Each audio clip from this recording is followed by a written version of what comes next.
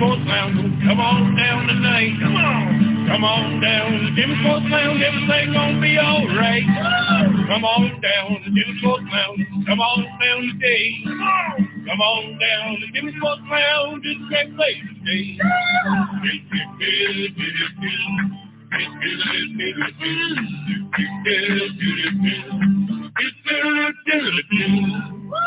Welcome to the Cave Crew Radio pre-show. We are about to go live on cavecrewradio.com, YouTube and Facebook. Please share the show. And remember to like, subscribe and hit that bell so you don't miss a thing.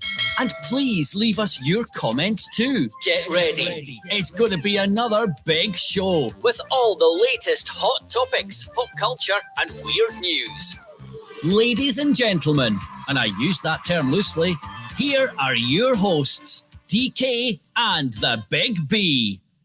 Yes, ladies and gentlemen, the exclusive pre-show, which is only for people on YouTube, the homepage, and Facebook, before we go live to our affiliates and over onto the recorded podcast. It's the official office Christmas party. Now, the funny thing is as far as I know, there's only 3 people attending tonight, unless all of you out there are going to join us as well, and hopefully everyone at Jimmy's Sports Lounge. But it's me, Big B, and Mike Jolitz with another double feature. Big B, welcome. Big replay last night, or last week, sorry, of your loss in the Believe It or What. Yeah, I listened in on the beginning part where you were live and heard the new Mike Jolitz, and then I saw it go into the Believe It or What finale, and I just turned it off. Yeah, not because I didn't want to relive it. I really wasn't feeling well and wanted to. Well, and I just don't have it in me to speak by myself for 90 minutes. I understand completely. I think that's what your punishment should be one night. We're going to do a special charity fundraiser where Big B has to speak for 90 minutes straight. I will just rant about whatever. I know. I didn't have it in me. Unless there's someone to talk to, it's not the same. It's great to have Mike putting his pieces in, but I just didn't feel like talking. Hey, I hear you.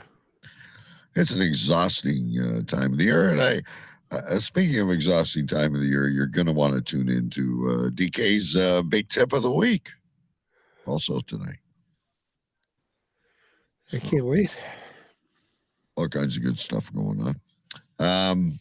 Hey, are you getting any snow there yet? No, thank God.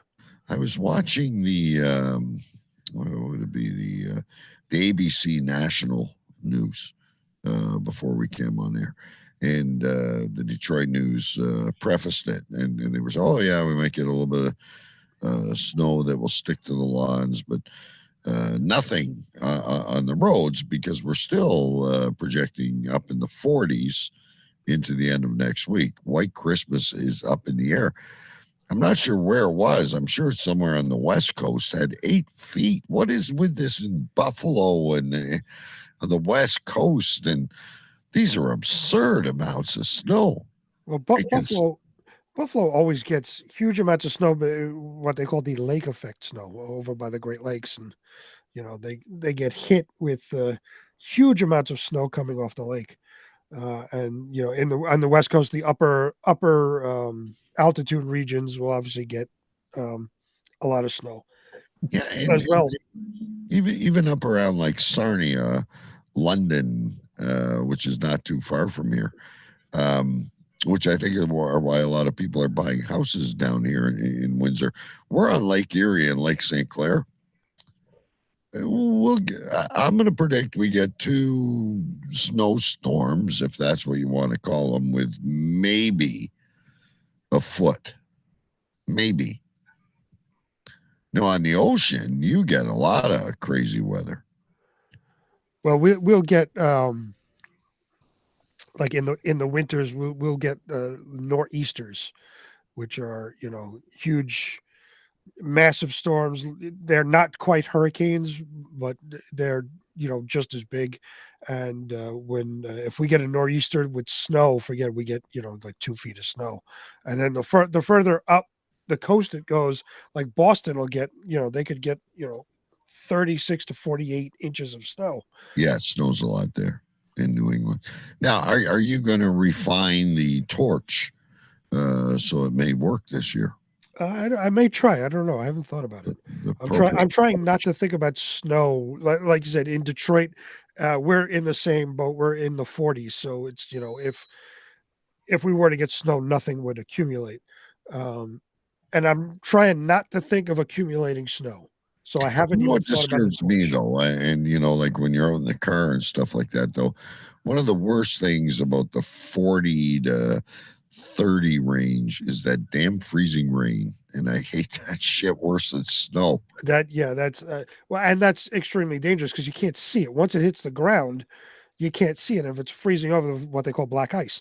So you're driving along, you don't know that you're about to hit a huge patch of ice, and you can lose control easily. And then it also, if you leave your car out for a little while in the freezing rain, you get this coat of ice all over your car, and you can't even get into the goddamn thing. Oh, and yeah, it's miserable. It's absolutely miserable.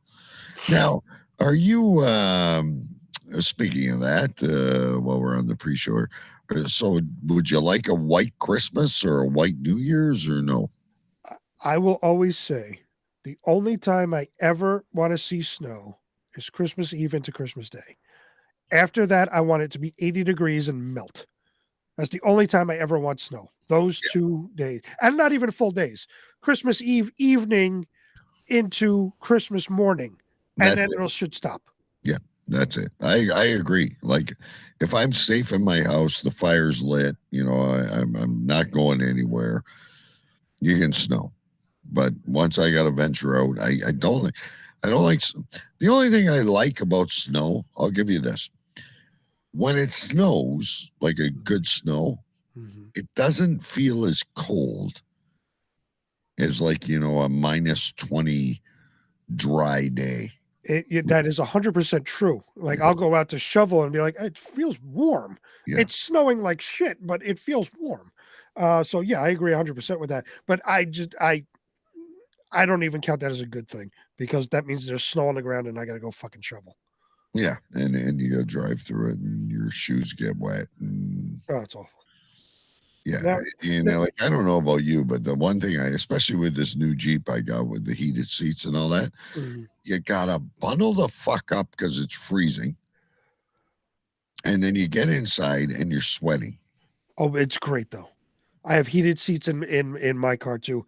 The heated seats are awesome. I love them when I'm wearing a lighter jacket, but not when I'm in a parka and I can hardly move to steer the vehicle.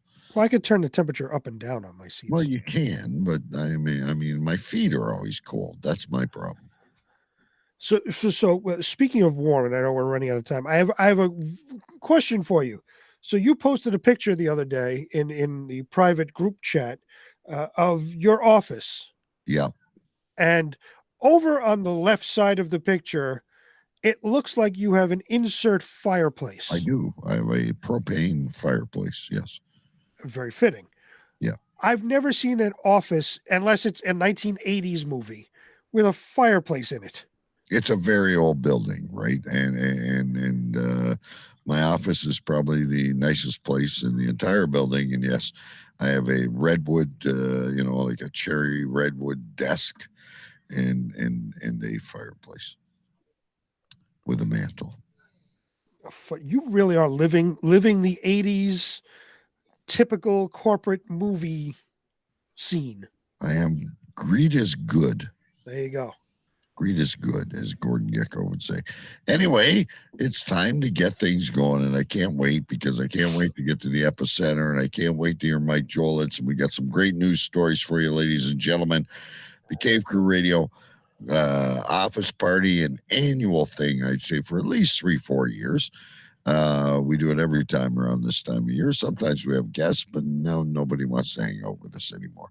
But that's okay. So I'm going to hit us and we're going to go live. Hello, England. We are coming your way in just a minute. And then I hit this for the podcast. And here we go, boys and girls. Air traffic control, bring in New York. Roger that. Bring in Canada. 10-4. Gentlemen, we have liftoff. Our show is now available on News Force Radio in Ohio and Essential Radio in England. Our show is now streaming on the Backstage Radio Network. Cave Crew Radio is now streaming on Alternative Twist Radio and Pulse Talk Radio and at cavecrewradio.com. This is radio. Cave Crew Radio. There was a time when the world turned their back on men. Men with a dream and savage yearning within them. Legions compelled by passion that knows no boundary. A consuming flame that defies plausible explanation. Battling the forces of domestication, they find the courage to band together to experience the awesome power of the men. I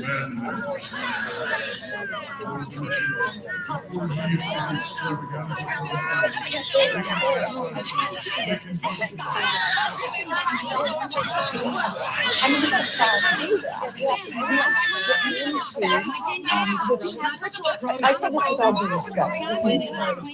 Shut up! Shut up! Shut up! Shut up!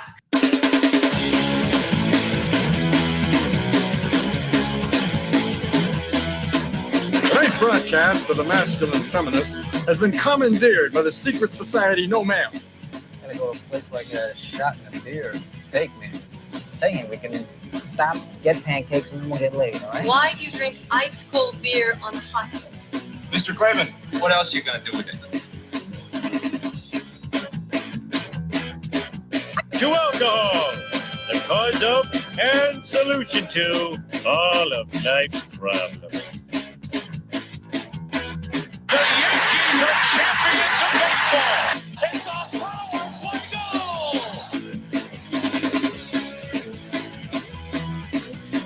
This is Cave Crew Radio.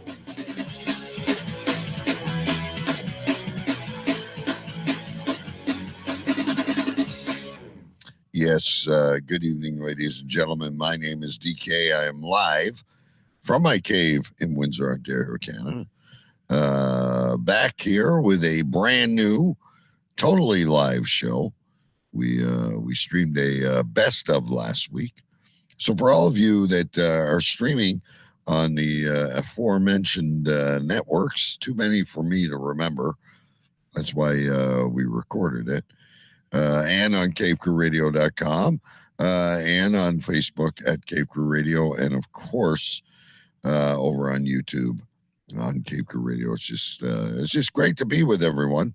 We are 15 sleeps away from Christmas, so we should start saying Merry Christmas, Happy Chanakwa, and Happy Festivus. I think I covered them all. It is our office Christmas party tonight. We do have some great news. We do have Florida. We do have Mike Jolett's double feature. And we do have DK's big tip of the week. But before we get into that... And now, he is the king of the sovereign county of Urian Stench and Stenchlandia, the commander-in-chief of the Water Gypsies, the self-proclaimed president of the United States, a university graduate, and always the epicenter of something. Ladies and gentlemen, His Royal Highness, Big B. Yes, live from Queens, New York, I am King B, King of Stenchlandia and the Water Gypsies, your president-elect of the United States of America, and as always, the epicenter of something. This week, I am the epicenter of all things actually having COVID. Unbelievable. We went through the whole thing, the lockdown, the season we had the lockdown. You got to see I You got actually it. got to see. I got it last week. I woke up on actually last Monday, like afternoon in the evening. I started not feeling too well, felt crappy overnight, woke up in the morning, took a test, and I was COVID positive, Yeah. as was And my. now we have not really had an official report because the man who's retired from radio, Choo Choo Stew, had it, and we never really believe any of his symptoms or medical stories. But we've heard of people getting it that we know and out there. And what is it like to have COVID-19? Well, in my case, I believe it wasn't a severe case because what it felt like to me was that when you have just a massive head cold, your Yeah. sinus pressure, you got a head fog kind of, and the other part of it was like it never affected my breathing. I had a cough, but it never affected my breathing or anything. The only other thing was I was extremely tired, like I really wanted to sleep. Yeah. So It almost makes you. like a mononucleosis.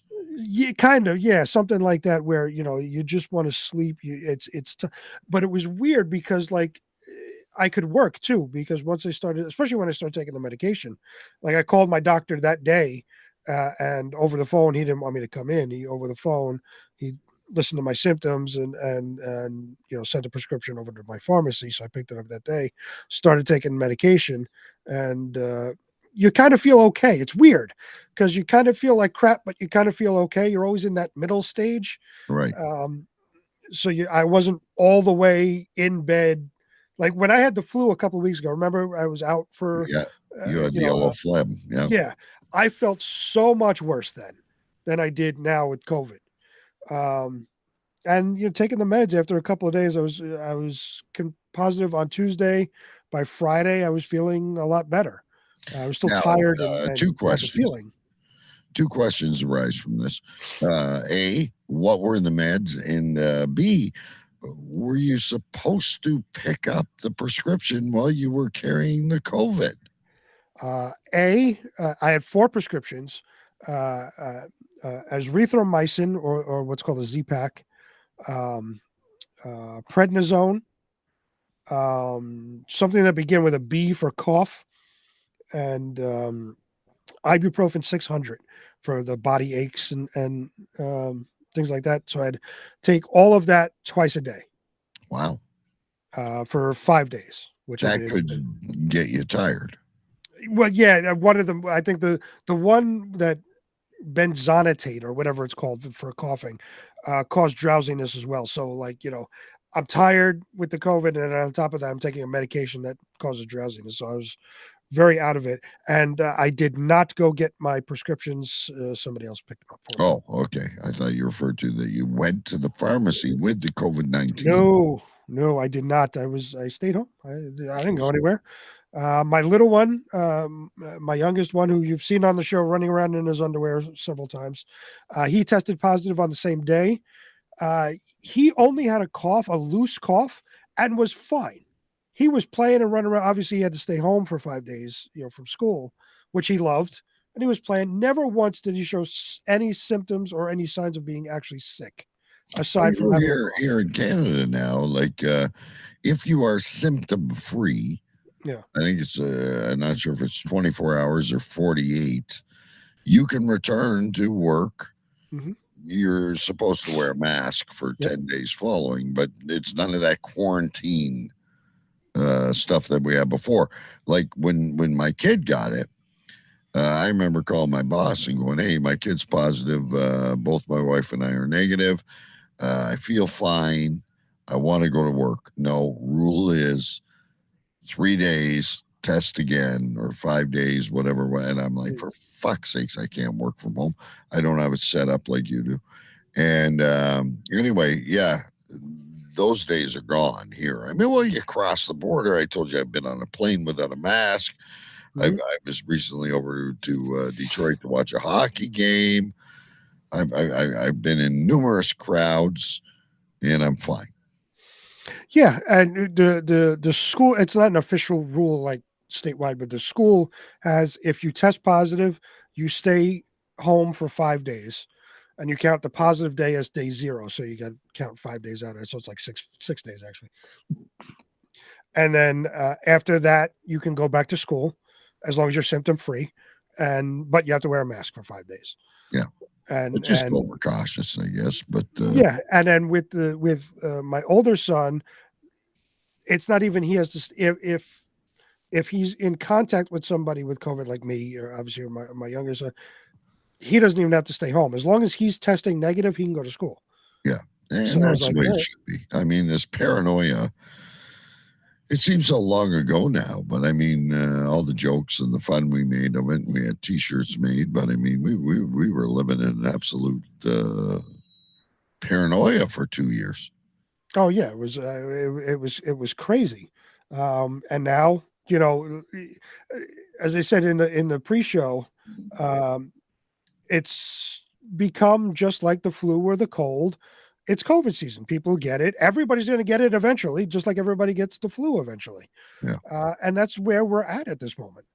And even, I went to see my doctor today because he wanted to schedule an in-person follow-up, however many days after I tested positive. And he gave me a re-prescription of the prednisone. He told me that it takes 3 months to get out of your system. And I will have days where I feel tired, or like today I woke up again stuffy with sinus issues, and I'm extremely tired today. He said, yeah, there's going to be those days where that happens for the next few months. Just take the prednisone, once a day now. I just take that's the only thing I take once a day, and I'll be fine. Yeah, and it was just released in Canada. I believe it was yesterday. It wasn't that long ago. We can all get prednisone now at no charge via the government. Obviously, by prescription. We're not all right.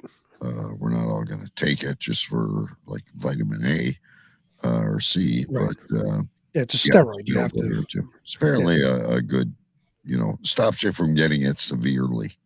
Oh, prednisone. Yeah, prednisone gets prescribed for colds and regularly.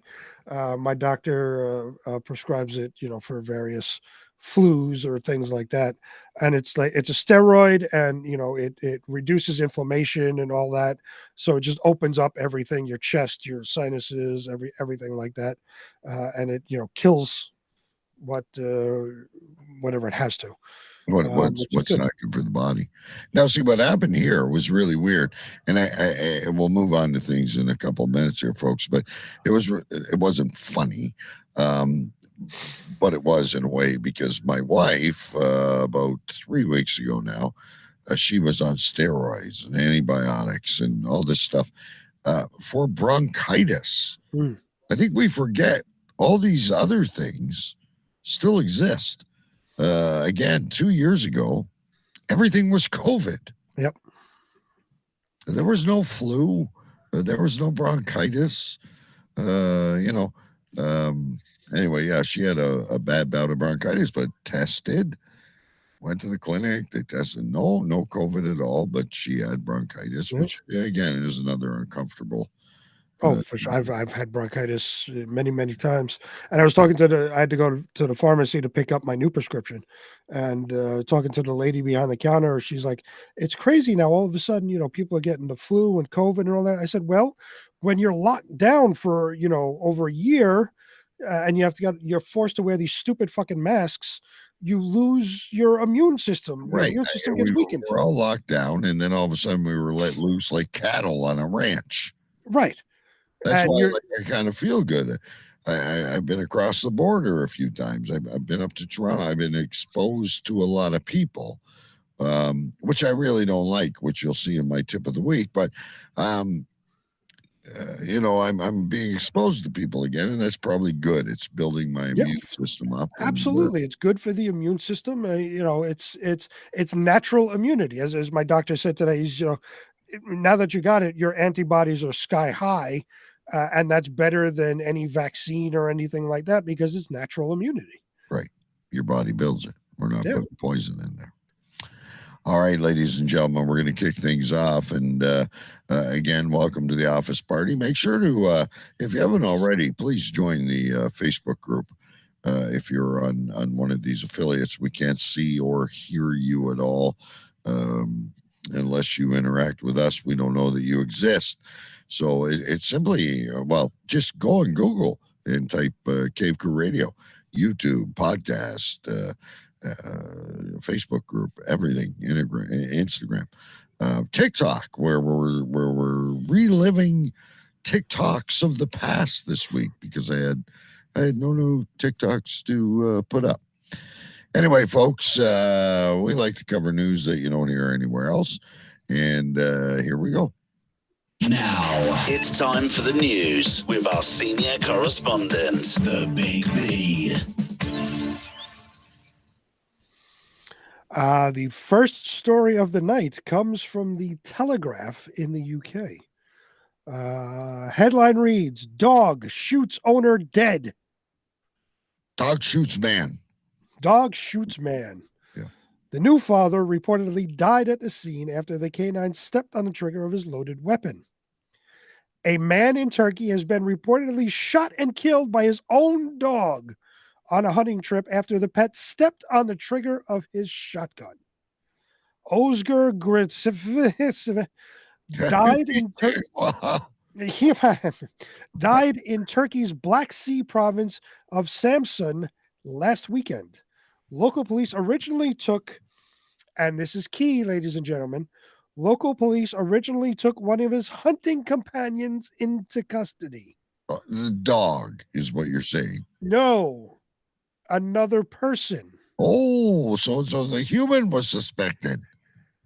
And I think that's where we're going with this. Okay. Mr. Hisse was loading equipment into the boot of his car after the trip to the Kislin Plateau when his dog jumped on the back of a friend, stepping on the trigger of a shotgun. The 32-year-old hunter, who reportedly became a father just 2 weeks earlier, died from a bullet wound in his stomach before paramedics arrived at the scene. Why do I feel I need this? I really feel this is where this story is going. There's going to be a twist. Well, there's no twist. Oh, but there is questions in the air. Okay. Mr. His 38-year-old friend was not identified and subsequently released from custody on Sunday, but the police are still investigating the case. The man was laid to rest in his hometown. Oops. Damn it. Okay. The man was laid to rest in his hometown on Monday and was described as an avid hunter and a dog lover. He was frequently seen posing with the game and several hounds on his social media. But it's unclear if any of those dogs were responsible for the deadly accident. The death on the Black Sea was reported just a few days after Turkey was shaken by footage of violence at an animal shelter in the central city of Konya, where at least one dog was beaten to death by an employee. I'm really feeling Planet of the Apes here, folks. They have become aware. Yeah. The Turkish public typically feels strongly about animal rights, and street protests against animal violence are held as frequently as political rallies. The dog's death in Konya over the weekend trended on social media under the hashtag massacre, pressing authorities to investigate. Local police launched an investigation, and the governor's office said 2 people have been detained. So now, first hold. We got our drink of the week. I forgot all about that segment. What the hell's going on in here? Can we finish this story though first? The story has ended. That was the end of the story. So before you get into your drink of the week here, the controversy is, so we don't know that the dog did it. We don't know about the friend that was apprehended, and we don't know if this ties into the dog being beaten, and if his dog got an awareness, kind of like CCR in the Planet of the Apes. So now I'm assuming you've fired a weapon. Yeah. At one point in time. Right. Yeah. So you've had training, you fired a weapon. You would understand that the trigger is inside there's a piece of metal outside. Yes. So there is What are you doing? Oh. There is no way that a dog could step on the trigger and fire a weapon into somebody's stomach. The gun would have to be aimed at the person. If it's on the ground and accidentally goes off, the trajectory is going to be on the ground. Right. If it's on somebody's back, like if they have an over the shoulder kind of thing, like a holster or whatever. Yeah. Right. It'll shoot up in the air. If it's shooting somebody in the stomach, it has to be aimed directly there. The dog isn't aiming. If the dog steps on the trigger again, we've it's got a piece of metal on the outside of the trigger, kind of a guard. And they also have safety locks on these things. You got to disable, right, and safety locks and all of this stuff. Right. Yeah. So I don't believe the dog shot. I think it's his friend that they detained. They got to an argument somehow, and while this guy's loading the car, his friend takes aim and shoots him. Would there be no DNA? Well, they would have to. What they would have to do is do what's called GSR, a GSR test, which is called gunshot residue. So when you shoot a gun, there's this residue that comes on that will get on your hands and your clothes and whatnot. It's you see that puff of smoke that comes out when you fire a gun. That's gunshot residue. You can't actually see it, but they can do tests where it shows up on these tests. Then they can do that. I don't know if they did that or not. If they didn't, by now, obviously he washed his hands and it's all gone. So you're claiming there was no revolt from the dogs. This is basically the highest court of Bigby is claiming malarkey on this story. Absolutely. Okay. This is 100% the dude's friend. Or hunting partner, I think is how you worded it. Yes, his hunting partner. Could be a jealous lover. These stories never give us the details that we crave. Nope. As investigative journalists into these weird news stories. Never. All right, folks, we're going to close that out. We're going to leave that to you. You can give us your opinions if you want. You know where to find us. Cave Crew Radio is what you got to Google. And was it a dog revolt after the violence at the animal shelter? Or as Bigby calls it, was it malarkey? Anyway, something we quite so often do here in the cave is Bigby is brought a drink from our resident barmaid, Mrs. B. And what do we have tonight? So tonight is simple. It's not actually, she didn't actually mix anything because again, she has COVID too. Oh, great. She's better. The meds are working, but she still has it. She was positive on Monday. I'm getting over it, so not a lot of things going on. So what we have here is called Coquito. Oh, Coquito. So it's Bacardi limited edition coconut cream liqueur with Puerto Rican rum. So that's what we have. We're drinking Coquitos tonight with rimmed salt glass. And there's some cinnamon. You see that cinnamon stick in there. I was wondering if that was nutmeg sprinkled across the top. No. So you're mixing the salt with the coconut rum. How is that as a mix? Salt and sweet it goes together. It goes well together. Yeah. Okay. So that is our drink of the night, a Coquito. A Coquito, even though it's a simple drink, it still has a very cool name, and it's very good. As we've stated before here, ladies and gentlemen, we are going into the holiday season. Be it when you light the 12 candles, or when you air your grievances, or whether you celebrate Christmas with a tree and presents. And quite often during the holidays, you play board games. Mm-hmm. I do believe our next story involves a very popular board game that has gone wrong. Next story comes from the New York Post. Headline reads, "Do not pass go." Sorry, a piece of salt stuck in my... Excellent. We have salt interference. Salt interference. Do not pass go. Monopoly player sent straight to jail for shooting in Family Feud.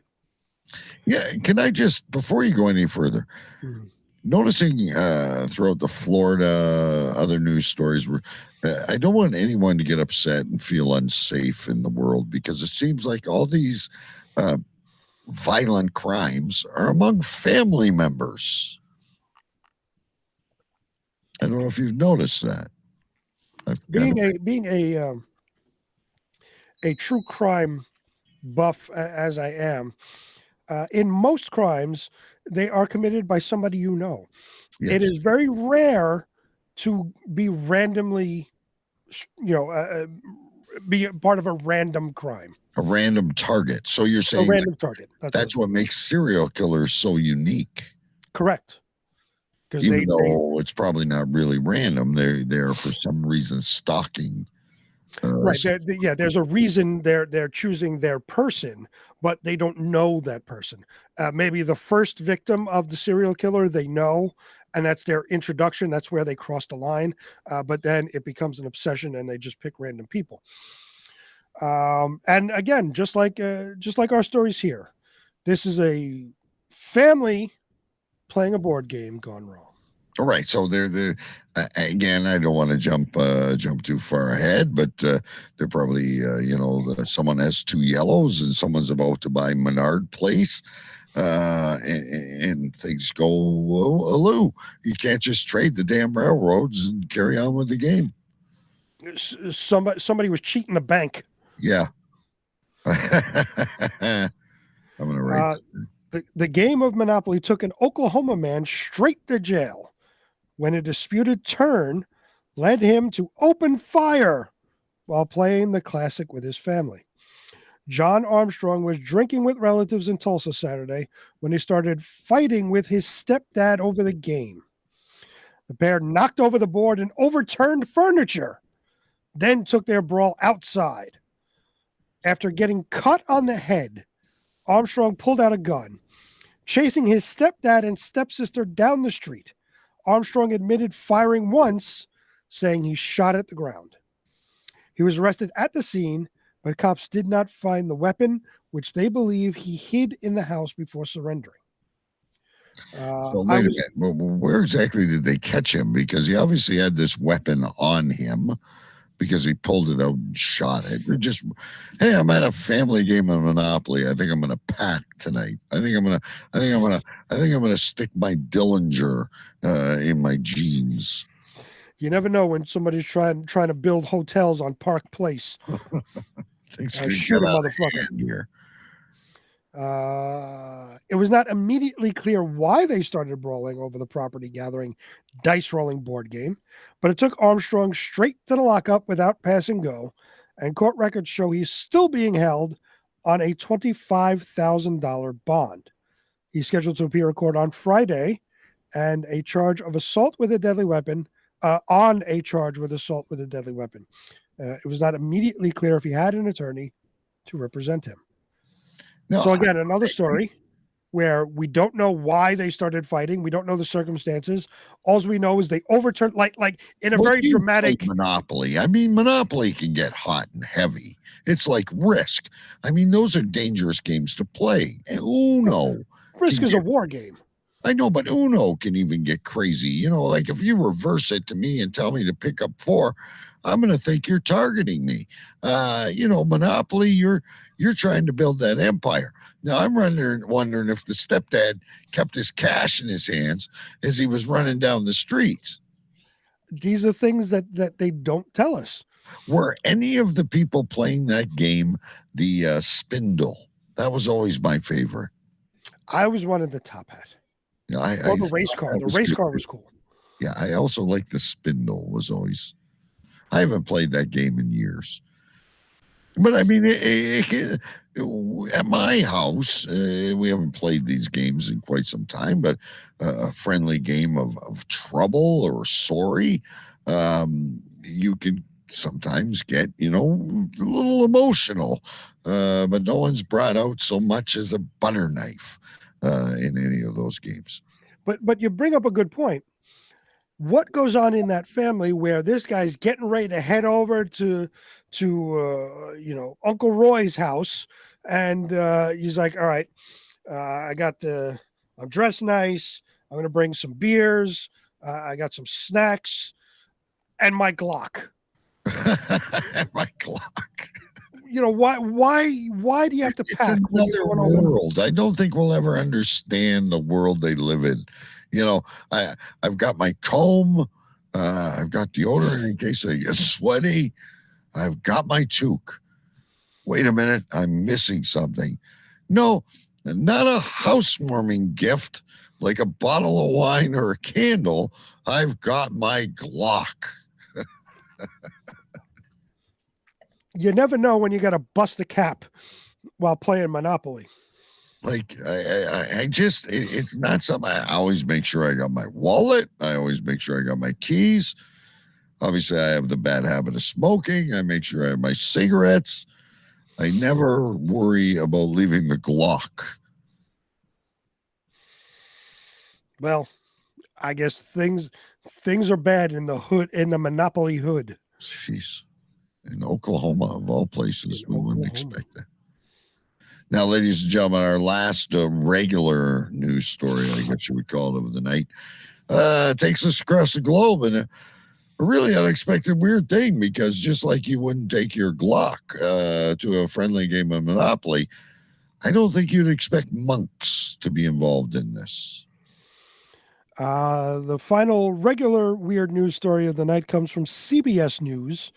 A headline reads, "Every monk in Thai temple defrocked after testing positive, not for COVID, ladies and gentlemen, but for meth." They've got their meth masks on, right? Do you notice this? Oh my God. I was going to ask, why are they all wearing fucking masks? You live in solidarity. You're the safest people on the entire planet. Well, now we know they're inhaling the meth. They got the meth. It's laced inside the mask. So they're just breathing it in. Yeah. It's inconspicuous. A Buddhist temple in central Thailand has been left without monks after all of its holy men failed drug tests and were defrocked. What the fuck is defrocking, by the way? Defrocked means they have lost. Defrocked means they have lost their religious. They've lost their title. They've lost their title, right? They are no longer a religious hierarchy. Thank you. Yeah. Okay. Four monks, including an abbot at a temple in Phetchabun province, Bung Sam Phan district, tested positive for methamphetamine on Monday. The monks have been sent to a health clinic to undergo drug rehabilitation. The temple is now empty of monks, and nearby villagers are concerned they cannot do any merit making. Merit making. Merit making involves worshippers donating food to the monks as a good deed. Well, someone was donating meth, obviously. So these monks are sitting there living high off the hog on the good deeds of the poor people in Thailand, and they're turning their free food around and trading it for meth. Yeah, to the local tribes. I'm sure. The ninjas, whatever they have there. The ninjas, ladies and gentlemen. The monks are hanging out with the ninjas. They're feeding Bruce Lee would not exchange for meth. Bruce Lee would not approve. Yes, this is better than Enter the Dragon. Boonlert said more monks will be sent to the temple to allow villagers to practice their religious obligations. Thailand is a major transit country for methamphetamine flooding in from Myanmar's troubled Shan state via Laos. Laos. United Nations Office on Drugs Laos and is a Crime. bad place. Yeah, Laos has always been bad. Yeah. On the street, meth pills called yaba sell for less than 20 baht, which is around 50 cents. Wow. We'd all be wanting to do this. It's cheaper than a beer. Tell me about it. It's cheaper than your cigarettes. It's cheaper than a beer. Yeah. Meth, and particularly yaba, can be easily found in every corner of Thailand, where supply is up everywhere.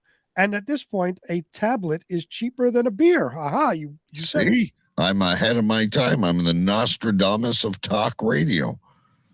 You're the Nostradamus of methamphetamine talk radio. Or Yada, or whatever you call it. Yaba talk radio. Authorities across Southeast Asia and around the globe have made record meth seizures in recent months. Last month, Hong Kong reportedly made the biggest ever seizure of meth, finding 1.8 metric tons of liquid meth hidden in cartons of coconut water en route for Australia. In cartons of coconut water. Can you imagine being somebody in Australia going to the local store? Yeah, I like the coconut water. I'll get some of that. And suddenly you're high as fuck for 4 days. Yeah. Why do you drink so much coconut water? It makes me feel really good.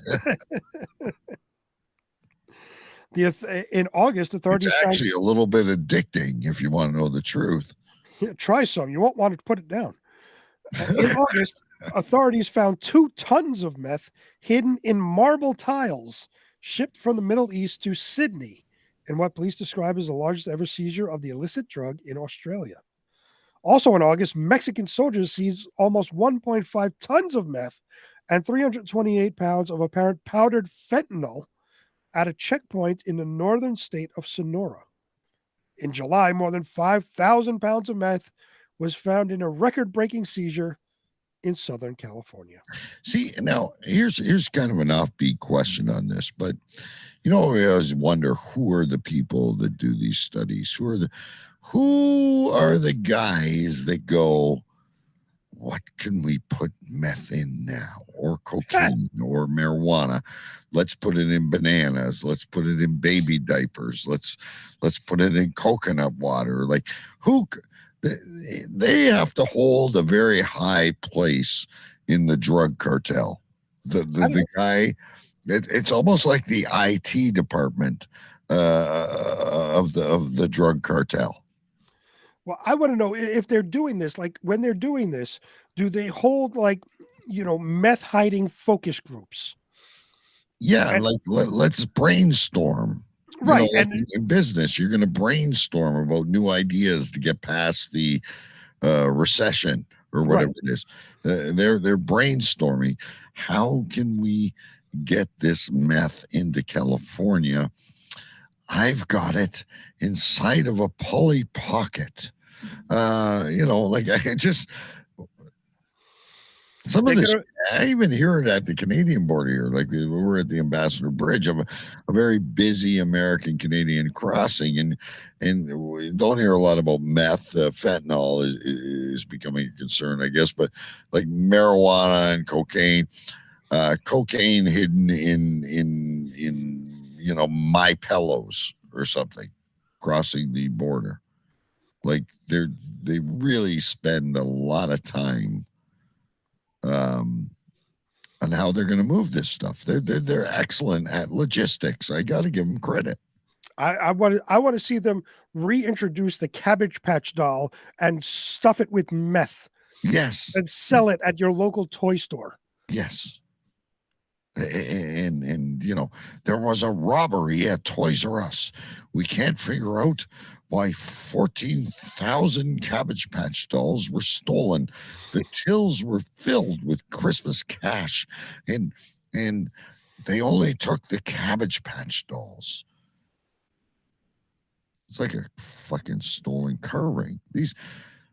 Anyway, I think these monks are more to be ashamed than the Catholic Church right now. Well, now I have another question, and it's a very, very obvious question that is not answered anywhere in the story. Why are the monks being drug tested? Well, they must have been acting a little funny, right? So when they're sitting around the fire singing "Kumbaya," they probably started doing the hokey pokey or something. Again, I'm just surmising because the story doesn't tell us anything. Right, it tells us nothing. Now, monks are solitary people. They are in and amongst themselves. They don't interact with um, the outside public much, and for the most part, they sit and meditate. So Well, I'm imagining someone walked by like a regular Tibetan or wherever we are, and there were like monks rock climbing a live volcano, and they got a little concerned. monks rock climbing a live volcano. Hold while I write I'm this. just again, when they don't give us answers, we have to find our own, right? Well, yes, we have to make our own assumptions about these things. But I agree, monks are very solitary. They sit there, they burn incense, and they usually fast for long periods of time, and then they have a few bamboo shoots and carry on with their day. And they're also very excellent at karate from movies I've seen. Yes. Yes, in the movies, the monks are the ninjas, as you said. Ninjas, naked ninjas. Naked ninjas. Monks are the naked ninjas of the group. So there you have it, folks. I hope we kind of enlighten you on a few stories from around the globe. Before we go into another popular storyline we like to follow, this is the first time tonight we will introduce our very dear friend from Surprise, Arizona, and a segment we've been airing for quite some time now. I have no idea why that picture is blurry. It was blurry last week. I'm going to have to redo this poster. But ladies and gentlemen, it's time for Mike Reads the News. Don't touch that dial. Cave Crew Radio will be right back. And now, Cave Crew Radio presents Mike Reads the News with Mike Jolitz.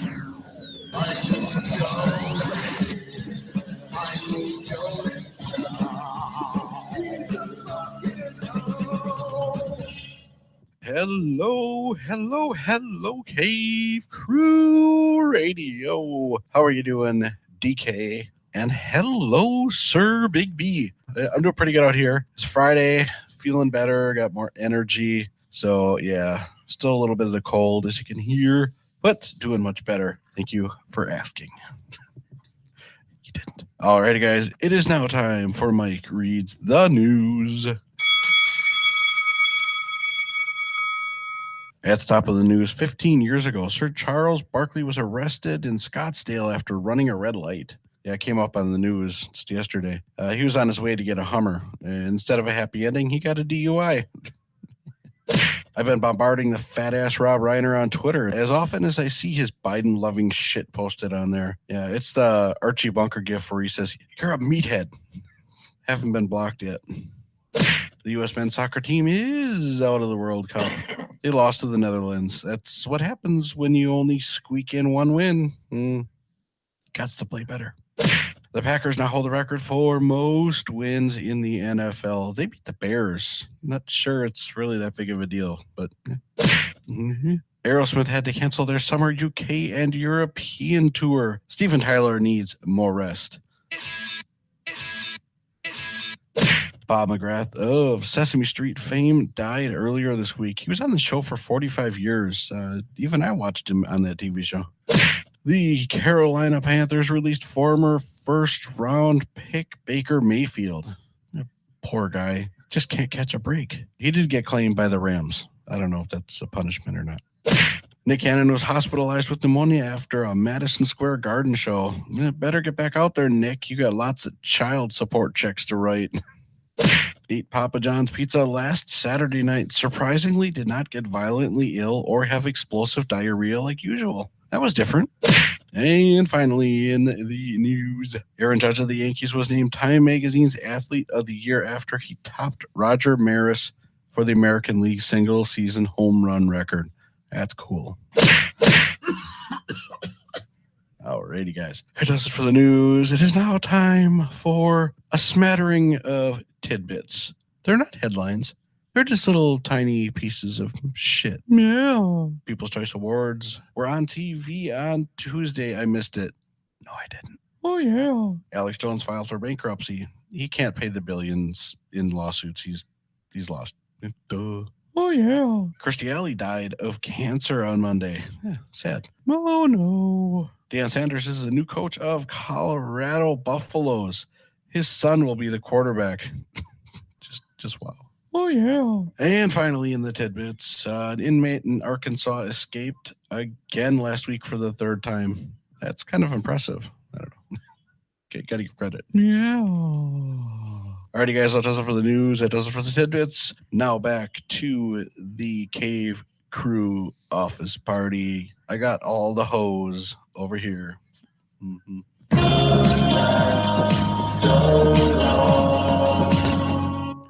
The one and only Mike Jolitz, who was also sick, but just a common cold. I didn't know he was sick.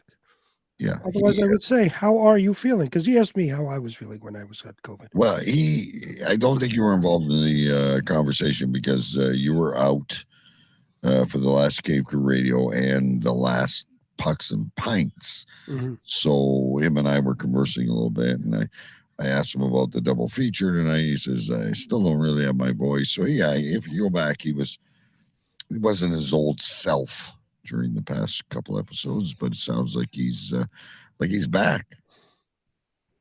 It's good that we're all getting healthy. That's important. I have yet to get sick, so hopefully it doesn't hit me until after the holidays. There you go. So moving along, ladies and gentlemen, here's a little story that we like to follow, and it only happens in one place. It's happened where? On TikTok. Yeah, it sure did. There's always one in the bunch. There is always one. This one comes from narcity.com. That's up there in Toronto in your neck of the woods. Headline reads, a TikToker tried to put Best Buy on blast for an 11-cent bag charge, and it backfired so fast. Uh-oh. Many stores in North America charge for bags, so it shouldn't really come as a surprise when you're asked if you need to buy one at the checkout. Still, one TikToker wasn't happy when he was told he would have to pay 11 cents for a bag at Best Buy. Ladies and gentlemen. He posted a video about it on the social media platform, but didn't receive any support there. TikToker Matt Plapp starts the video off by panning from a shot of a Best Buy store to a teen carrying a laptop and Pap carrying what looks like an outdoor camera in their hands. This is us carrying $3,200 of stuff out of a Best Buy. No bag, because after we paid, we were told it's 11 cents for a bag.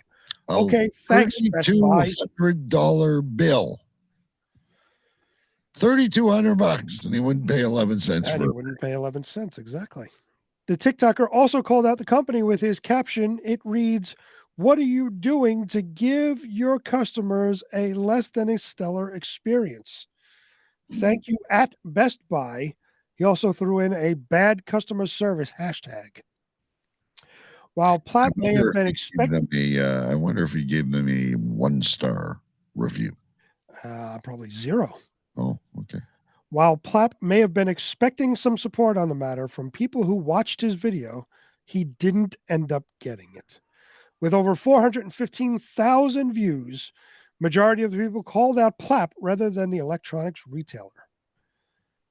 Quote, bros beefing. Here's the key, Big B. Who cares if they rebuke you?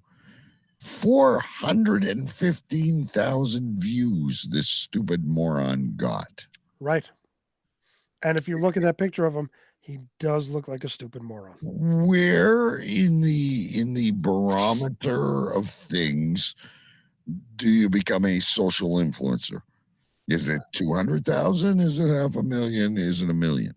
I couldn't tell you because I don't have any. I have 0. Okay. We don't get a lot either, maybe 500 or 1,000. I know we're not influencers, but Bordeaux was an influencer. yes, he was. He needs to make a comeback. He does. Bros beefing with the company over 11 cents, one person wrote. Literally paid 320,000 pennies, but can't afford 11 pennies more. Good. That's a good analogy. I like that. That's a great analogy. Yeah. Why buy $3,200 worth of stuff if you can't afford an 11-cent bag? One person questioned why Plapp even needed a bag. To be honest, it looks like you're carrying it just fine. Your entire experience is based on an 11-cent bag. Others stated This is that why he can afford $3,200 at Best Buy because he's a penny pincher. Others stated it looked like Best Buy was the real winner in the situation because the bag fee did what it was supposed to do. Wait, so their entire plan to use less plastic bags worked? You really showed them. A commentator mocked while another wrote, "Glad to see it worked. Good job, Best Buy." There's also a lot of people that suggested Plapp bring his own bag on his next shopping trip to avoid a similar situation. Either way, they made you do the right thing for our planet. Bring your own reusable bag next time. Then there will be no bag tax and you'll have a bag. Next time you're heading to Best Buy or any store for that matter, make sure to bring your own reusable bags with you to ensure a smooth transition from store to your car or your home. Matt Plapp tells Narcity, nothing backfired, he says. The goal of the video was to prove a point on how to gain attention on a national level and how easy it is when you're prepared and an easy topic presents itself. Ladies and gentlemen, This makes the story kind of turn. Well, no, that is called a magical marketer now. Well, that's just called spin because he's embarrassed that he didn't get the agreement that he so desperately seeks through TikTok. So he's spinning it to be like, oh, no, that's not what I meant to do. What I meant to do is market this. No, that's not what he meant to do. He wanted to blast Best Buy and wanted all of his 415,000 viewers to agree with him, and they didn't. They called him out for the douchebag that he is. A vast majority. Now, that brings up a question, though, because there's something funny going on around my neighborhood.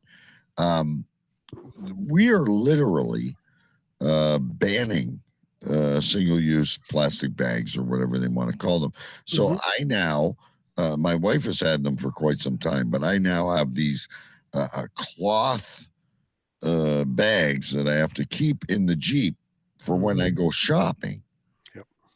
And quite often it's like when you get out of the car and put a mask on during COVID, you forget, right?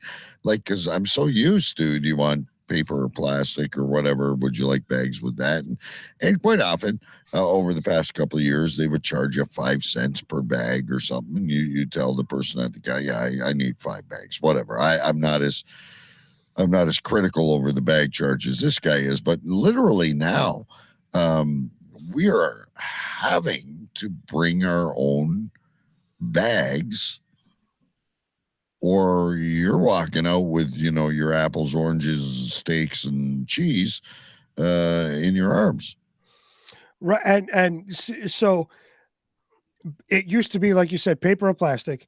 Then paper was banned because you're killing trees, and it was all plastic bags. Now plastic bags are banned. You have to bring your own bag, or at least in New York, if you want a bag, they'll give you a paper bag, which they had banned originally because you killed the trees, but now we're doing back to paper bags. So we're okay to kill trees, but not use plastic. It doesn't make any fucking sense. You got to make your mind up. Now, I did hear a story or read a story at some point. And I don't have it handy for you, ladies and gentlemen, but where someone just took one of those baskets out of the store. Yeah, why not? And brings that back every time they come. The best thing the baskets you pick up? Yeah, no, I know what you're talking about. Yeah. So they throw because you can take your cart to the car, like if you have a lot of shit. So obviously you're not going to throw a cart in your back seat, but a basket or two, great idea, I thought. Okay, I'm going to borrow these fucking baskets that you have. And every time I come back, I'm just going to bring these baskets in. I don't need a bag of my own or a bag that is paper or plastic. See, one of the great things, well, one of the only good things about self-checkout is when you go to self-checkout and you scan your items, the final prompt that comes up is how many bags do you need? And you have 0 to whatever. I will always choose 0. And then because I have to bag my own stuff, I'll take 12, 15 bags at a time. Fuck them. I don't care. So they're not scanned. So you're No. you're as bad as these monks in Tibet. Oh, fuck them. They want to charge me for a bag and they're not going to oversee it and then ask me on my own, how many bags do you need? 0, motherfucker. Now I'm going to take 12. Fuck you. I have not. I'm not a fan of self checkout. I just prefer to have the human being do it, and then I'll deal with things. I am going to, and I may have to shop over this weekend for some meals for next week. I'm going to try the self checkout and see if I have that option available to me. Yeah, here in New York, no matter like you go to CVS, the supermarket, wherever, the last prompt after you scan your items, the last prompt before you pay and all this shit is how many bags do you need? And it gives you 0, 1, 2, 3, 4, whatever. I always choose 0. 0 bags. Okay, pay. Okay. Now I have to go to the end and bag my shit. I'm taking 12. Fuck you. And this is kind of weird because in today's world, everyone's got cameras on their doorbells. Every business has cameras. You can't walk out of the business without an item that has not been scanned because, they have all these security things on them, but they have not thought yet of the bags. No. Very Not in the least. Every single store. How many bags do you need? 0. And I take what bags I need. And you sleep okay at night. I'm perfectly fine with it. You don't feel like when you're reading your child a bedtime story, I am a thief. No, because they are not going to profit off a bag. Because even though they charge 5 cents a bag, the bag does not cost 5 cents. It probably costs less than a penny. I wonder at some point, though, if there's going to be some kind of a corporate tax. So if you're supplying bags to your customer, we don't want this anymore. Mm-hmm. There's going to be a surcharge if you're still supplying bags. I'm just spitballing here, but they'd have to prove it. They'd have to physically walk into the store and see them supplying bags and take video evidence and all that. They would have to prove it. I guess it could be done one day down the road, but at the moment, bags are it's all virtue signaling is what it is. Bags are the least of our problems. Right. It's, we're going to save the environment. You can't use bags, but they'll ignore me when I say I'm not taking any bags and then take a whole ream of them. So when you only need 4, what do you do with the other 8? You shove them down your pants? Well, they could be, you just throw them in the bag. Throw the bags in a bag.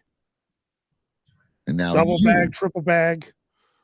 Now you at your house have a outstanding surplus of plastic bags. They come in handy. I guess. All right. They can always be used for something. I hope they don't ban garbage bags though, because that's also plastic, and we go through quite a bit of those, right? Well, I mean, again, that's part of this virtue signaling nonsense that we don't use plastic bags, but everybody uses plastic garbage bags. And you can't replace them with reusable bags, obviously. So it's all a bunch of bullshit. It's funny that you mentioned that too. Just touching on what's going on here tonight is we ordered Chinese food, and Chinese food normally comes in cardboard or styrofoam. And I was unboxing it tonight, and I haven't had mine yet, but I'm noticing there's a lot of plastic. Like, make up your mind. Mm-hmm. Yeah, styrofoam, paper, or plastic. See, here the Chinese food place we go to, they'll have the cardboard, for the rice, the cardboard rice containers. Yeah, and then for the entrees, it's all plastic. Yeah. So it's either plastic or cardboard. Yeah, we still have a little bit of styrofoam for the wonton soup, and I want McDonald's to go back to styrofoam packaging. Remember that? oh yeah, those were the days. And imagine the poison with the ink. The ink, yeah. You didn't even think about it though when you're getting that fucking Big Mac in the styrofoam container and it's like green. It's like, oh, cool! Look, the Big Mac, or I don't know if you remember the fucking McDLT.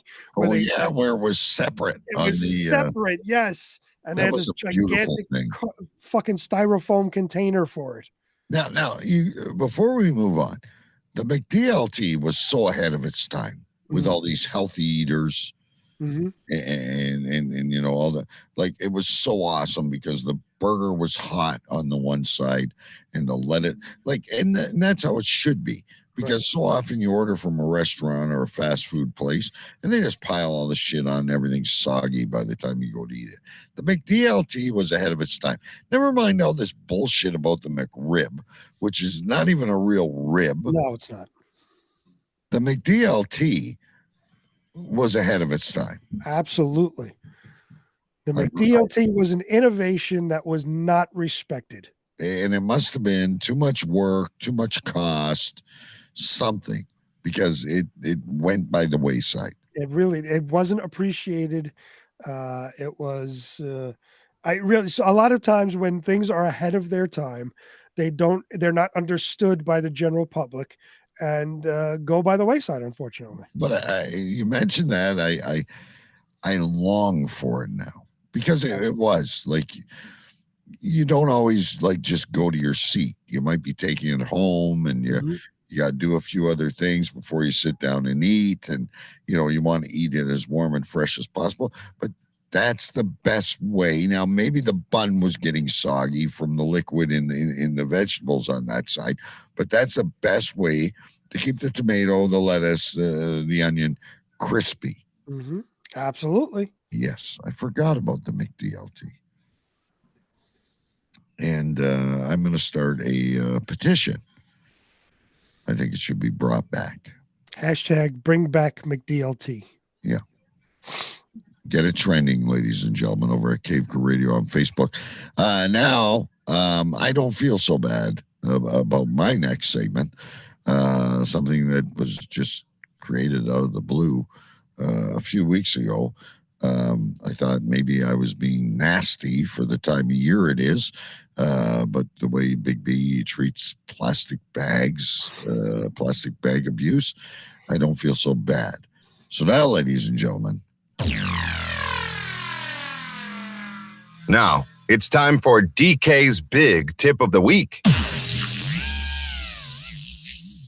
Yeah, so well, it wasn't last week, but last time we did this, we were giving you all kinds of tips about sex, hot tub, and washing your dildo, and all kinds of shit like that.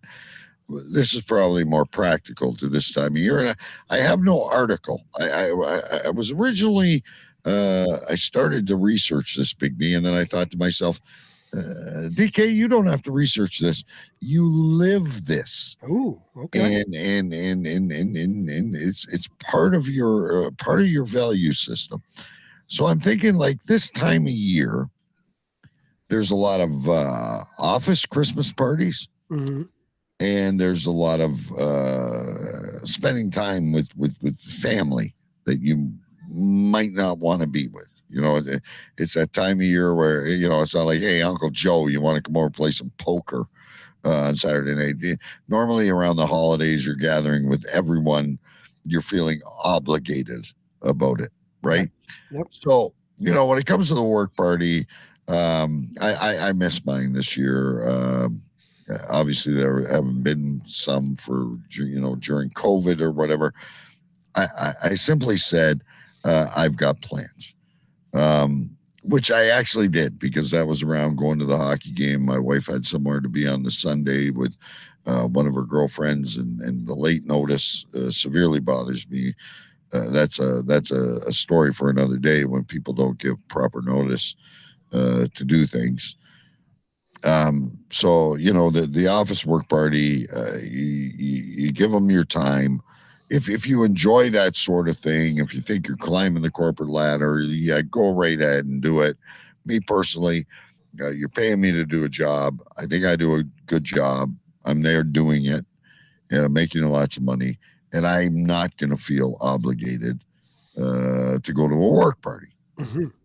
However, family gatherings are a little bit different. You get guilt tripped, and then you feel more obligated to do so. So, how would you not so much avoid going, but get yourself away quickly out of a family house Christmas?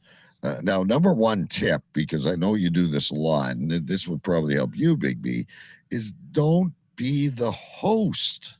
I'm always the host. You're always the host. Always. And I don't know that I have a situation for that unless you pull a fire alarm or something, or instantly have your wife run out of the bedroom going, "We have bed bugs." There's no way out of it. So my number one tip is don't be the host. And I could firmly agree with that, and second that notion. Don't be the host because it's a long, arduous, annoying day.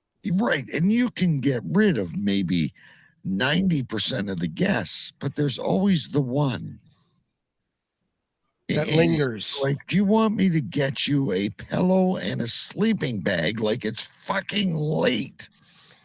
The person that lingers, it comes time to the point where it's like, all right, we're getting ready for bed. Let's go. And they'll just sit back and kick up and be like, so, what are you doing tomorrow? Go home. Yeah, like some people just don't get the tips, right? It's like those people, when you tell them to show up at 3, they show up at 1. Yeah.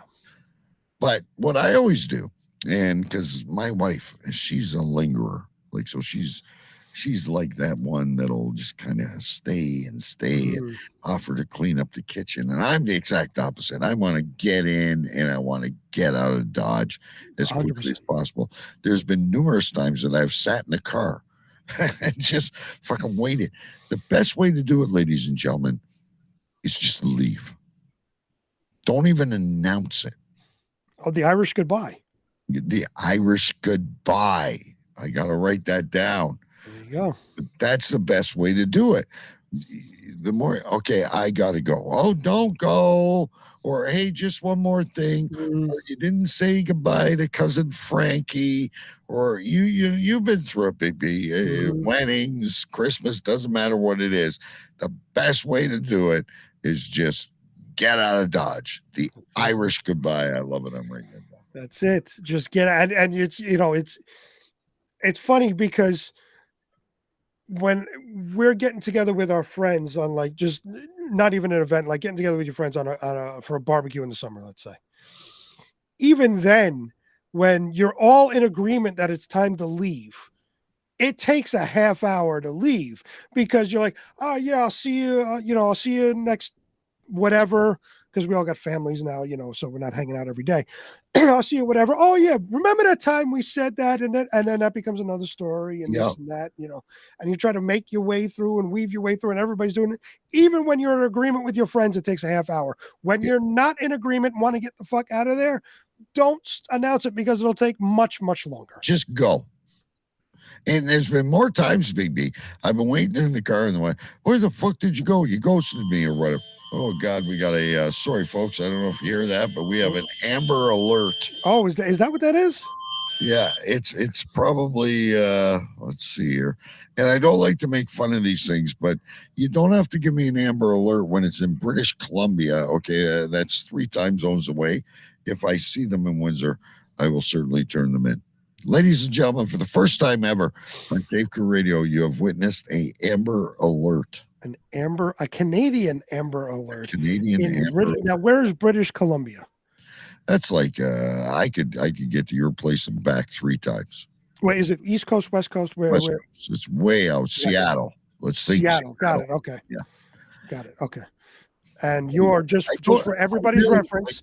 I get in trouble sometimes because normally and listen, Thank you, Amber Alert, for doing this while I'm still awake. Because when this happens to you at 2:00 in the fucking morning on a work night, it scares the fucking shit out of you.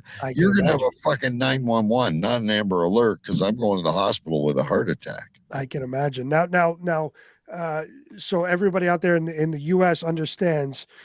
He says British Columbia is over where Seattle would be. He is currently where Detroit is. Yeah. So just imagine us here in the U.S. Like if I'm in New York, I get an Amber Alert for somebody in California. I'm never going to see that person. So I don't want you hating on me if I don't go upstairs, get my binoculars out, and start looking for the red sedan or whatever it is. Right. Yeah. I mean, I don't mean to make light of it. It's a terrible thing but again, you want to talk about knowing someone. Like half of these, or I'm going to say 90% of these, when they come up, is a child abduction, and it's a parent. Yes, it's a parent or very close relative. Right. Always. Yeah. And yes, no, it's 100%. It's an extremely good thing, but it needs to be targeted correctly. Yeah, because I'm telling you, I can't pay my taxes if I'm not getting my sleep at night. Anyway, back to, sorry about that. That was an unexpected event here on the show. But back to what we're saying.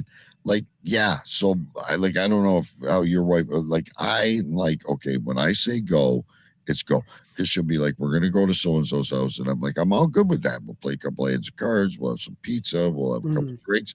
But when I go, when I want to go, I want to go. And this is friends, like family. I just don't want to be there in the first place because they start bringing up shit from 15 years ago, and it's just never pleasant. Where's DK? He's down with the 2-year-olds playing Lego. There you go. It's the staying best away from everybody. I would always be playing mini sticks or Nintendo. If I wasn't Irish, if I wasn't doing an Irish goodbye, I was down with the kids. There you go. Peace and quiet. I don't care how hyper they are. That's right. See, what we'll do is it depends on, do we have our children with us or not? Yeah.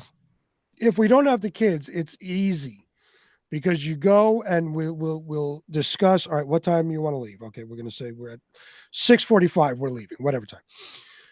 And we have the perfect out because, babysitting, we got to let the babysitter go, and, our youngest has to get ready for school tomorrow or whatever it is. Easy out. Yeah. If you got the kids with you, much, much harder because they're playing with their friends. Right. Now, again, I want to specify, it is only an easy out when the two partners are on board with each other. Yes. Which is my problem. See, I don't really have that problem because we pretty much agree on, when we're going to these things, we're not staying long. We're going to say this at this specific time, and then we're going to get out, and, 10 minutes later, we'll be out back home. So we're pretty much in agreement. You, on the other hand, apparently are not. Yeah, well, my wife is in agreement when we're going, and then there's something about it. Like I'm standing at the door going, do I have to take my coat and shoes off? Like, why is this taking so long? I'm with you 100%. I'm not going to be here that long. I'll leave my shoes and coat on. I'm not going to be here that long. I'll just stand at the door, and you guys all come and say hi to me, and then I can leave. Well, I'll stand right outside the door. Yeah. I'll be here. I'll be fine. Don't worry about it. If there's food, bring me a plate. I'll eat quick, and I'll leave it by the door. And I'll be honest with you, ladies and gentlemen, I don't see us be out there because she's probably watching Christmas movies, Hallmark movies up there. But there's times when I've told her, listen, I'm staying an hour. I'm making an appearance because that's her big thing, right? Just make an appearance. Well, you and my definition of an appearance is completely different. Okay, mine's a flash in a pan, and yours is stay for 6 hours. So what I started doing to her was, let's take 2 cars. Oh, look at that! I'm not worried about her cheating or anything else like that. But when I want to go, my tolerance level, and the older I get, the worse it gets. I mean, she's with friends that I really enjoy. Like we're sitting by a bonfire. There's a very small group of friends that I really like. I'll sit out there till 3:00 in the morning with them if it's on my terms. Right. But family gatherings, I sent you a fucking Christmas card. What more do you want?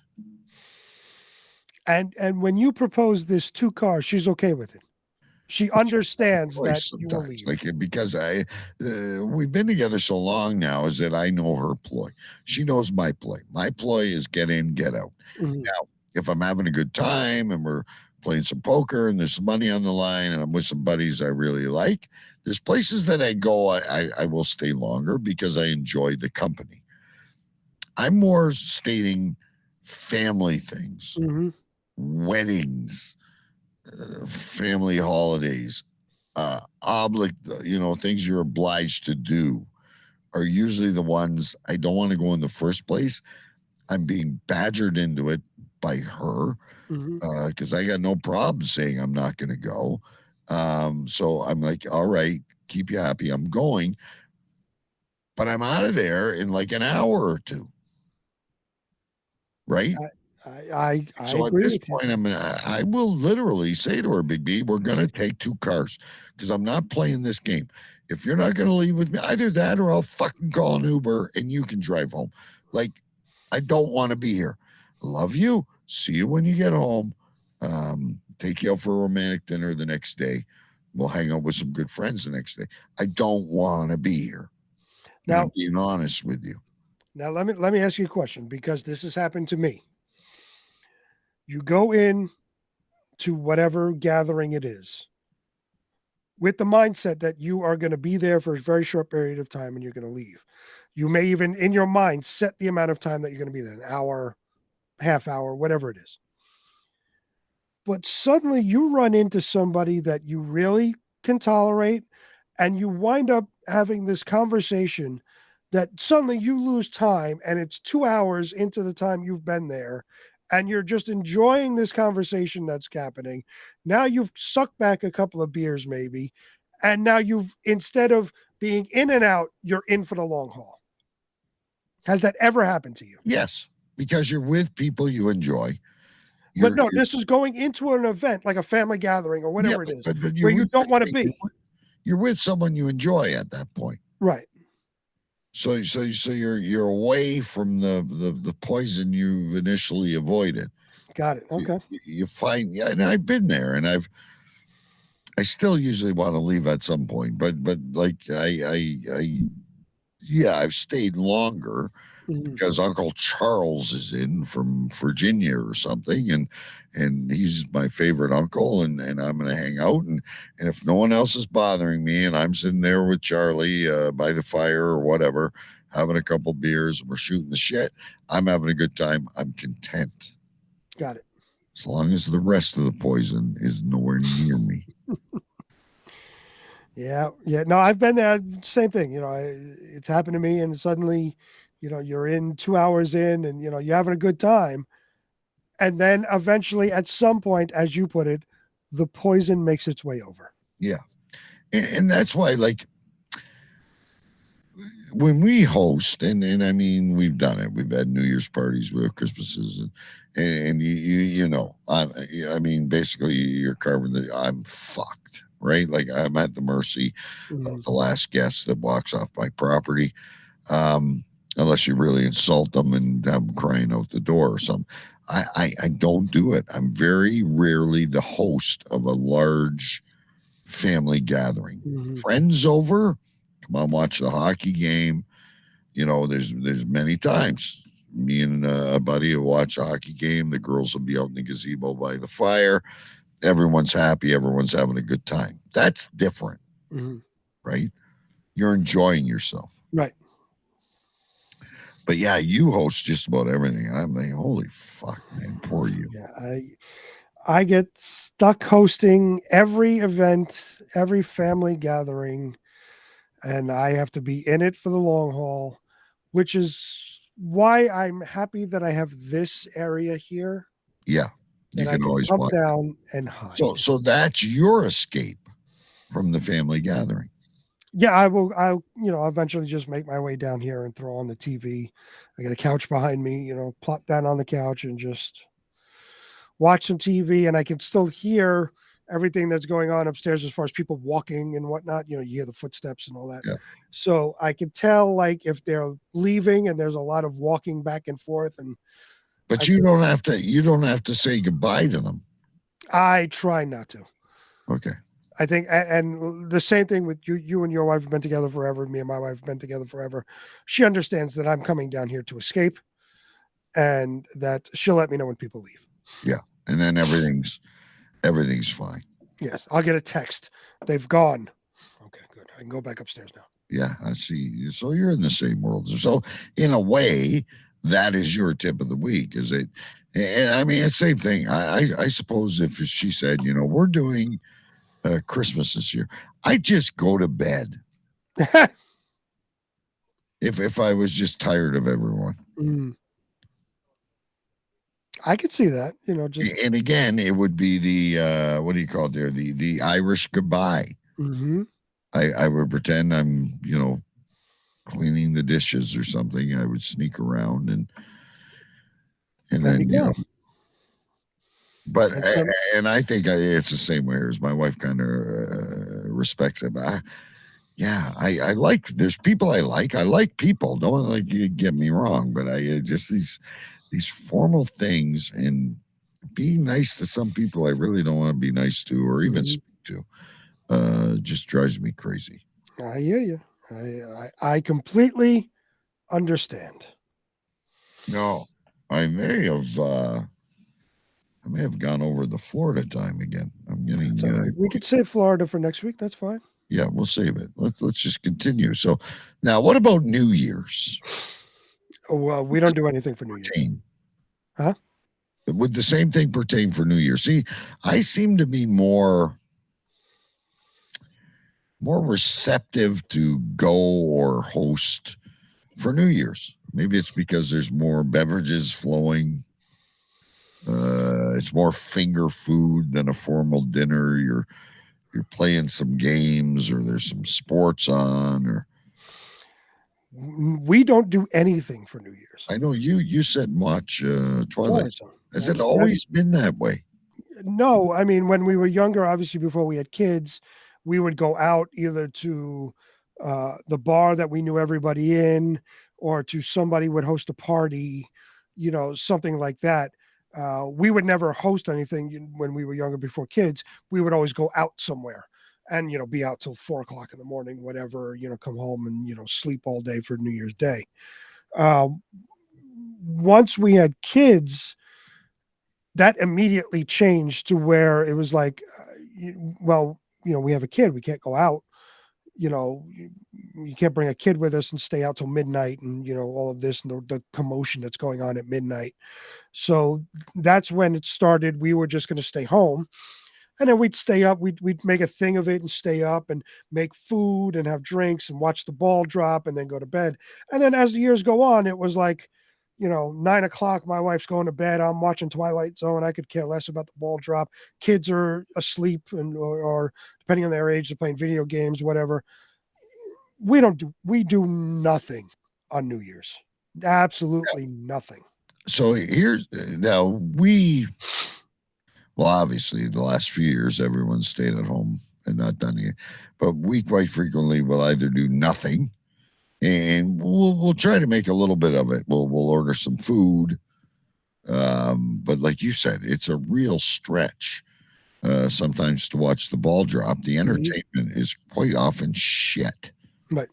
And the ball drop is so melodramatic.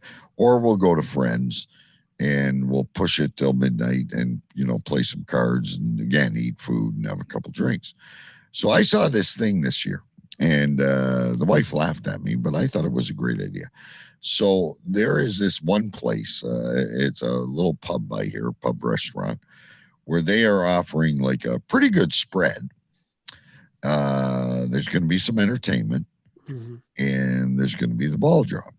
But all of this is happening between the hours of, it's either 1 or 2 in the afternoon until 8 at night. So we're obviously watching the ball drop in Australia or England or whatever would happen. Maybe I don't know where it happens at 6:00. I sent it to her. I go, look, there's food. We can go for a few drinks, a little bit of music. It's all in the afternoon. Neither one of us have to work. Get the ball drop. We're home by 8 o'clock. That's wonderful. You're still doing. I thought it was a great idea. I haven't got a response from her yet as to a yes or a no. But I'm like, this is great. There's good food. $25 or $30 a head, whatever it is. There's somebody playing music there for a few hours. We're gonna have a couple drinks. Maybe there's pool tables, whatever. We're out. We're celebrating. The ball drops at 6. Drink champagne at 7. Whatever. We're home. You either watch a movie or you go to bed and wake up in time to watch some good football the next day. Like, I thought it was a great idea.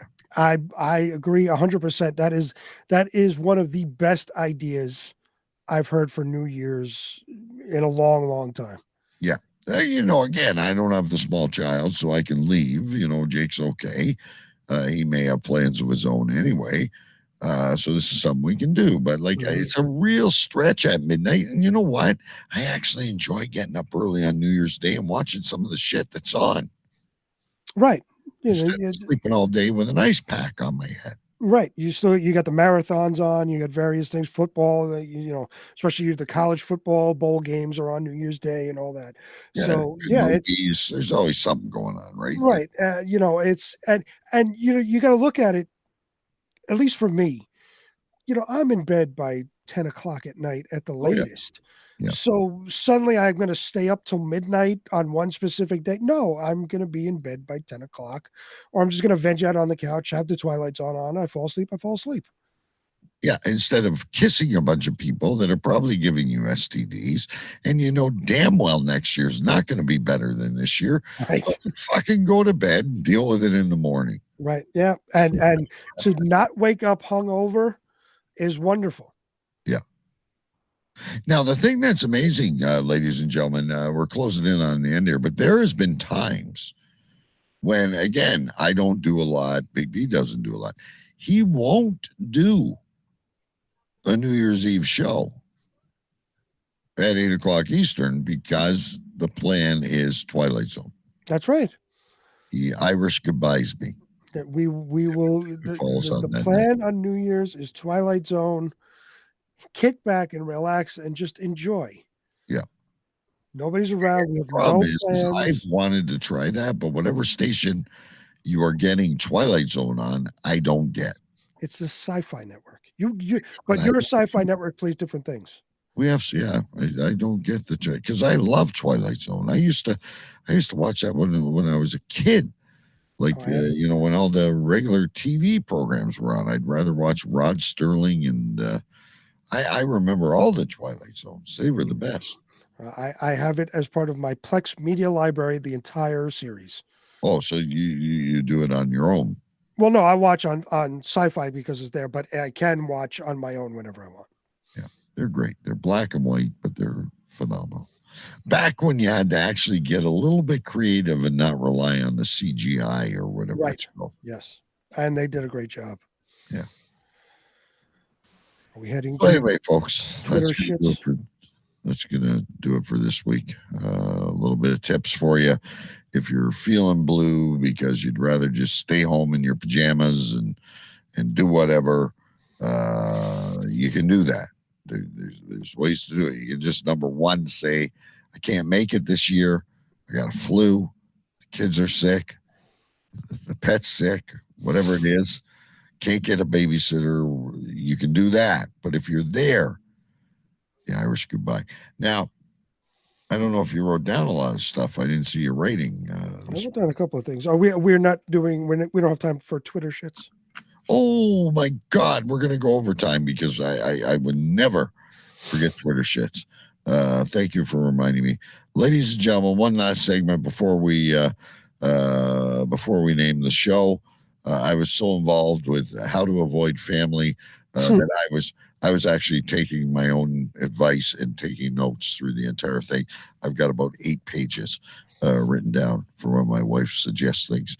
Our good friend Mike Jolis has started this a few weeks ago, maybe a month ago, and he's been good enough to do this for us. another social media platform that we love.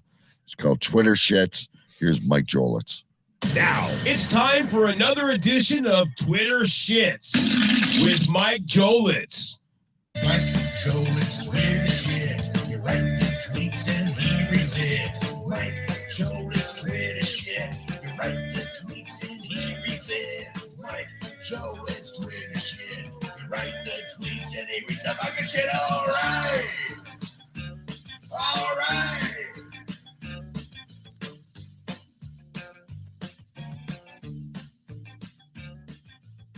Hello, everybody. It is now time for the Twitter Shits. Alrighty, guys, here's a quick backstory. Kim Kardashian got a restraining order against a guy who was claiming to speak with her telepathically.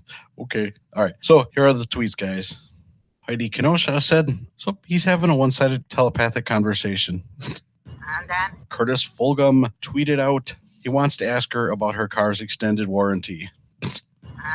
Jenny Lee from Anisville, Alaska, tweeted, has to be the center of attention every week.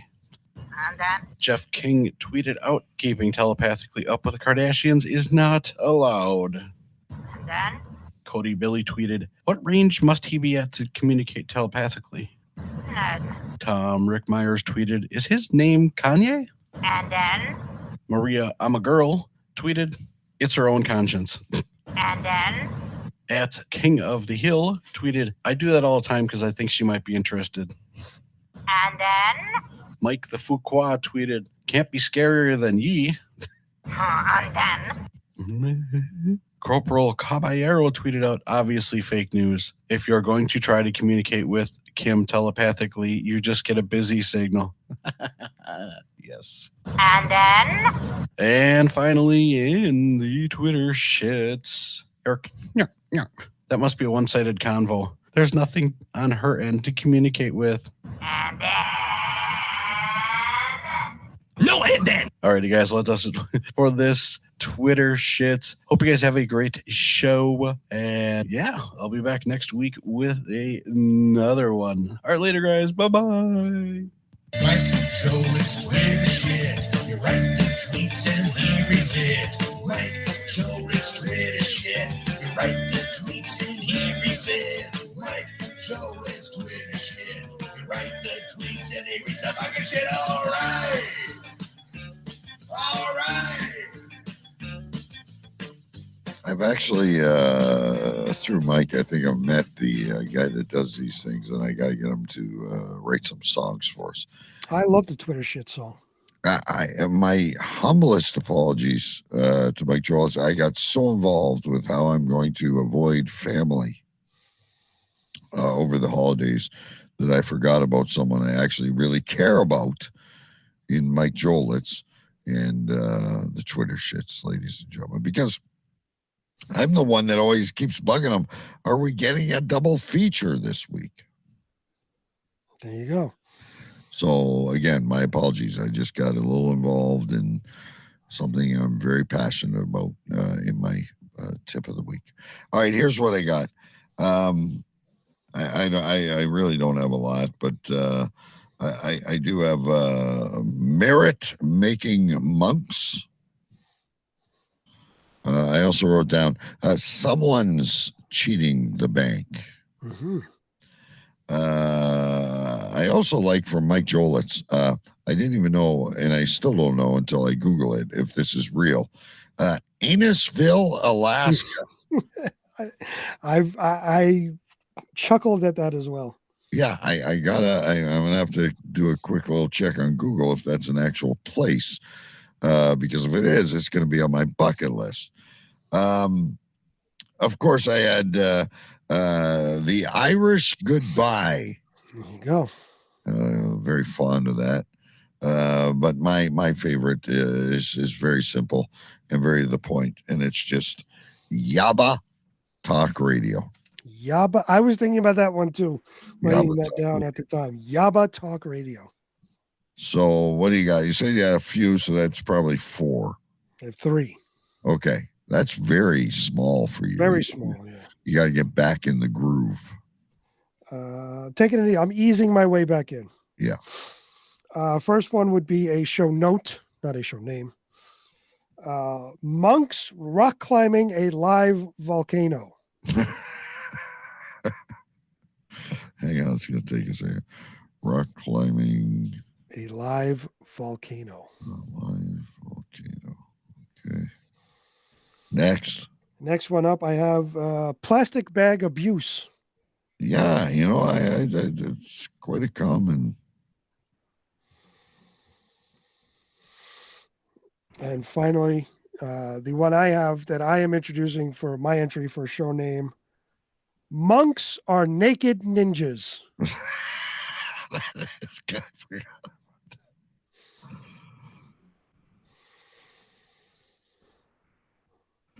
Yeah, you know what? That's kind of catchy. Monks Are Naked Ninjas. I do think we need to have a Yaba Talk Radio in the show notes. Absolutely, because I thought the same thing when we were reading it. Yaba Talk Radio. But there you go, folks. Monks Are Naked Ninjas. Enjoy. As we say goodbye, and I'd like to thank everyone that listens on the affiliates and on podcasts and on YouTube and everywhere else. I know you're not always with us live because you're busy, especially this time of year. But we appreciate you listening. But I often wonder what a stranger. I would love for some strangers to reach out to us when you read that show name, because we put a lot of effort into that. What you're thinking. I'm just curious. Because it's kind of like we're fishing and we're throwing bait, right? But I've thought about that many a times as we come up with these various show names every week. What do people actually think about that when they're coming across it on Apple Podcasts or whatever? Yeah, you know, you're used to Joe Rogan and all, and I wonder. I'm not saying you stick with us for a long time, and obviously you're not listening to the very end of the show to hear me saying this, but I wonder how many clicks, even if they don't finish the show, I wonder how many clicks the show title gets. That's a good question. I'm curious about that as well. It's like we're kind of like the guy in the cartel that figures out where to hide things. Right. Yes. Yeah. We are part of the focus group. That's in the focus group. That's what we are, ladies and gentlemen. The marketing focus group of Cape Crew Radio. Thanks for joining us. It was great to have Big B back again and be live. We will see you next week with another. We're getting closer and closer to Christmas. Maybe we'll have some tips on I don't know, presents you don't like or something like that. We'll come up with something. Later. I want you to pack up and get out. Get the hell out of here! Go. Just go. Get out. Get the hell out! Get out! That will conclude this evening's entertainment. Shut up! Shut up! Shut up! Basically, all I've done is keep my promise.